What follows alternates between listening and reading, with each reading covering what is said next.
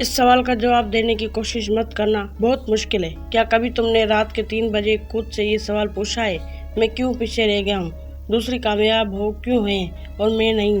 کیا میں واقعی کچھ بڑا کر سکتا ہوں یا میری قسمت میں ہی ایسی ہے؟ اور پھر تم خاموش ہو گئے کیونکہ جواب نہیں تھا، بس ایک عجیب سا درد تھا جو دل میں بیٹھ جاتا ہے۔ یہی درد آج کی کہانی ہے۔ ایک لڑکا تھا، نام تھا احمد۔ نہ وہ امیر تھا، نہ اس کے پاس اچھا موبائل تھا، نہ ہی کوئی ایسا دوست جو اس کو موٹیویٹ کرے۔ اس کی زندگی کا ہر دن ایک ہی جیسا تھا، اٹھو، کام کرو، تھک جاؤ، سو جاؤ، اور پھر دوبارہ وہی دن۔ لیکن ایک چیز تھی جو احمد کو اندر سے توڑ رہی تھی۔ وہ روز سوچتا، میں کیوں نہیں بدل پا رہا؟ ایک دن اس نے سوشل میڈیا پر ایک ویڈیو دیکھی۔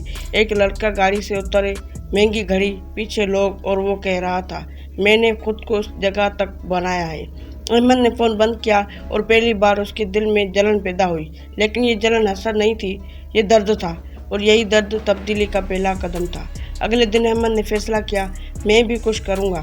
اس نے یوٹیوب کھولا، موٹیویشن دیکھی، بزنس سنا، آن لائن ارننگ کے بارے میں پڑھا۔ پہلے 7 دن کچھ نہیں ہوا، پہلے 15 دن بھی کچھ نہیں ہوا۔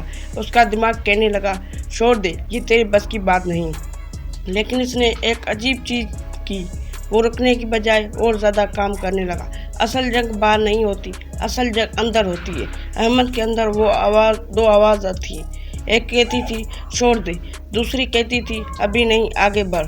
اور وہ روز رات کو لڑتا رہا، کبھی ویڈیو بناتا، کبھی سیکھتا، کبھی گرتا، کبھی دوبارہ اٹھتا۔ ایک دن ایسا آیا جب اس کی ساری محنت ناکام ہو گئی۔